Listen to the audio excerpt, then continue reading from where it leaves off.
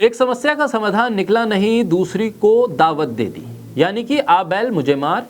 यही हाल है चुनाव आयोग का। आधार से वोटर आईडी को जोड़ने का काम का ऐलान तो हो गया, लेकिन काम शुरू नहीं हो पाया। ईवीएम पर अभी भी संदेह है, आशंका है, दुविधा अभी भी बनी हुई है। ईवीएम पर सवालों का सीधा जवाब चुनाव आयोग अब तक नहीं दे पाया।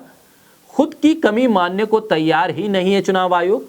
मानो किसी का दबाव है या आदेश है कि ऐसा ही करना है, लिहाजा एक लाइन का जवाब है कि हमारी ईवीएम सबसे सुरक्षित है। जिस देश में ईवीएम की शुरुआत हुई वो देश इसे नकार चुका है।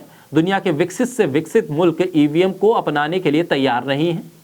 वहीं भारत एक ऐसा देश है जहां का चुनाव आयोग ईवीएम के खिलाफ सुनने को तैयार ही नहीं है।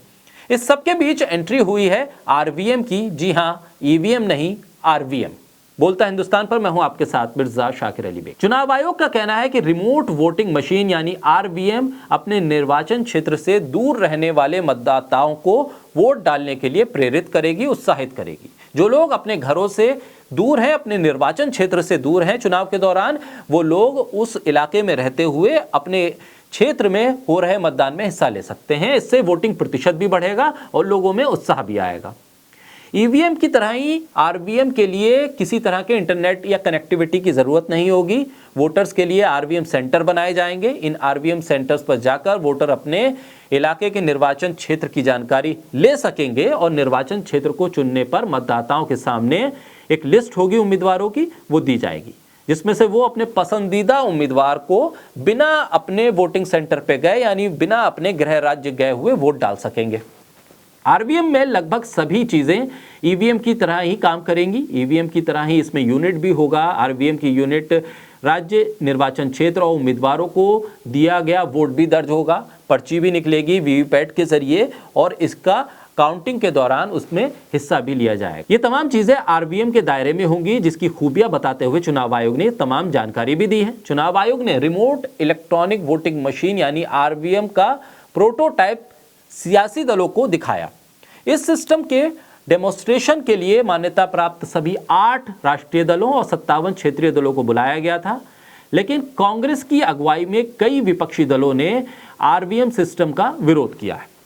दिग्विजय सिंह की अध्यक्षता में एक मीटिंग हुई थी, जिसमें जेडीयू, शिवसेना का उद्धव ग्रुप, नेशनल कॉन्फ्रेंस, मार्क्सवादी communist party, Jharkhand Mukti Morcha, RJD, PDP और इसके अलावा एनसीपी, समाजवादी पार्टी समेत 16 और भी दल इसमें शामिल हुए थे। सभी ने आरवीएम प्रपोजल का कड़ा विरोध किया। दिग्विजय सिंह ने यहां तक कहा कि आरवीएम सिस्टम अभी बहुत अधूरा है, इसमें भारी राजनीतिक समस्याएं हैं। आप कैसे तय करेंगे कि प्रवासी श्रमिक कौन से हैं, इनकी संख्या क्या है, यह भी साफ नहीं है। ऐसे हालात में चुनाव आयोग के सामने आरवीएम को लेकर कई तरह की चुनौतियां हैं, कानूनी, प्रशासनिक और तकनीकी। ये 3 स्तर पर बड़ी चुनौतियां हैं। सबसे पहले चुनौती चुनाव आयोग के सामने यह है कि जनप्रतिनिधि अधिनियम 1950-51, चुनाव संहिता नियम 1961, निर्वाचन पंजीकरण नियम 1960 में उसे बदलाव करवाने होंगे। उसमें संशोधन किए बगैर इसे इस्तेमाल नहीं किया जा सकता। दूसरा, प्रवासी मतदाताओं की परिभाषा क्या है, ये कैसे तय होगा कि किसी वोटर को आप प्रवासी मानेंगे और किस वोटर को नहीं मानेंगे।